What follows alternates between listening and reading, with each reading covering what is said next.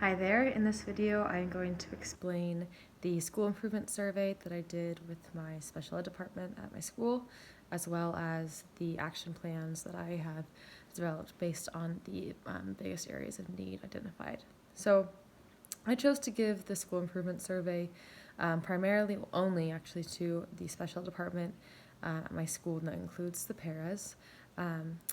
I could have done a whole school survey, but I really wanted to know where in our department did we see areas that need to improve as a whole, as well as in the day-to-day lives that we live at our school, and how we can better help the students and the other teachers that we work with.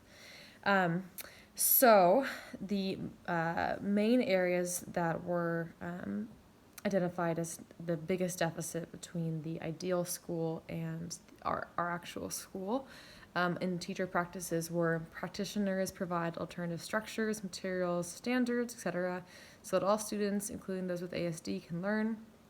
Teachers collaboratively assess and reflect on implementing more effective teaching practices.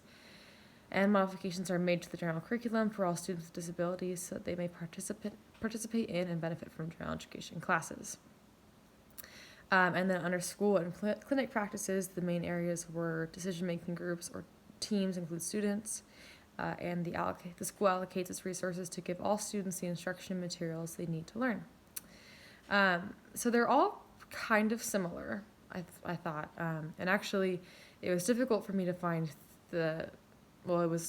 there were more areas that had deficits under the school and clinic practices, which I also thought was interesting than there were for teacher practices.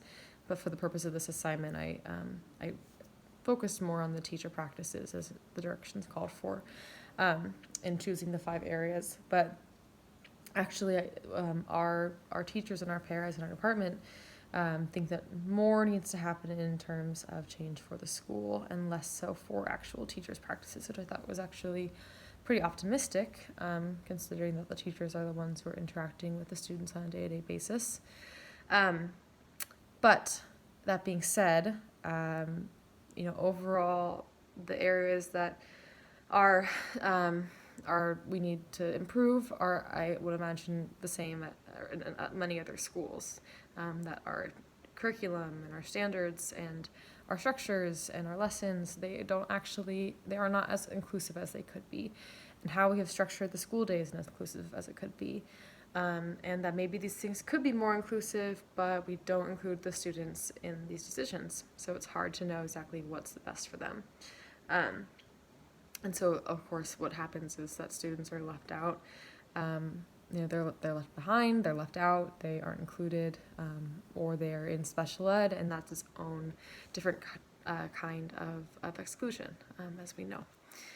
So I kind of roughly decided how we could address all these areas.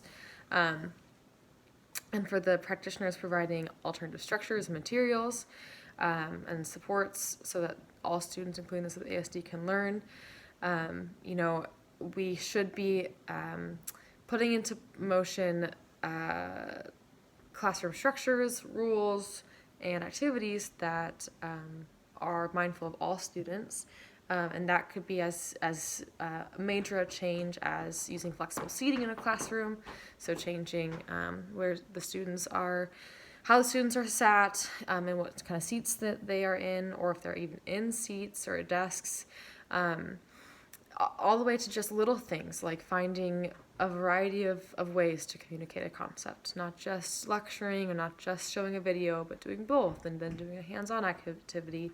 Research shows that when students have the experiential learning, that's actually the most useful for them, and not just students with ASD or students with other disabilities, but all students. So I think that's really encouraging. The next one is the collaboration between teachers so that they can implement more effective teaching practices. Right now, our school only has 3 hours a month set aside for collaboration, so 2 days of about an hour and a half each. And right now, there's a committee that's I'm actually part of at the school that's proposing and hopefully next year implementing a new bell schedule that will double the amount of time that we collaborate during the school year. So I'm really hopeful for that, because I think that will be an awesome way for teachers, especially at this high school level, to collaborate with each other in each other's departments, each other's grade levels, talk to the administrators more, the counselors, just have more time to discuss issues and solutions to those issues, and hopefully improve teaching overall. So that's actually in the works right now, which is awesome. Modifications need to be done for general education classes. This is also kind of in the works at my school, but definitely needs to be more so. Right now, we don't modify curriculum pretty much at all because it's seen as changing the class so that it's not the same level of rigor as it is for everyone else, which is technically true, but then how that ends up looking to officially is that it's not a college readiness course, as opposed it's just a high school completion course, which if a student wants to go to a university, a California university or college, then they need to have the actual class that is for the college requirements and not just high school completion. High school completion is fine for community colleges, which is where most of our students with special needs go, but some of them do go to those higher level. And so where does that, where do they fall in? What needs to do they have? So usually, or what we've done in the past, and this is in the process of changing, students who have been really struggling in those gen ed classes are just taken out and put into the specialized classes, the ones that myself and my coworkers teach, which are easier in a sense and have more support in our smaller classes, but they don't necessarily meet the students in their needs entirely, because they could be a little bit too easy for them, or they could not challenge them in the right ways. And on top of all of that, it's less inclusive. I mean, on paper, it's less inclusive, right? Because then you have students who are in that one what we call SAI class, for English, let's say, and they're not with their gen ed peers. And that's the whole point of this inclusive practice and these purposes. So definitely trying to look at modifying curriculum more so, modifying grading policies so that students can be in that class even if modifying it doesn't send them to a California public university in the long run. Although going to a community college and then transferring to a 4-year is, of course, still an option. So that's in the works. Okay, the next one I'm just going to briefly touch on because this is my actual action plan. Decision-making groups or teams include students. This one you will see in the actual implementation video, about a 30-minute, it's a little bit long, sorry about that, but a 30-minute video going over a discussion I had with my coworkers about how we can improve student involvement in the IEP process, in the IEP meetings, and then even getting into student-led IEP meetings, which was the goal of this focus project that I've embarked on here. So that discussion we'll watch in the next video. I didn't preface it before the video. I didn't want to put in more time than there already was to the video. So I'm just saying here that is what that video is. It is me starting the very beginning of this action plan to increase student involvement in our biggest way of our main way of including students in special ed, which is that was in IEP meetings, especially for high schoolers in the transition process. And then the last area of need was that the school allocates its resources to give all students the instruction and materials they need to learn.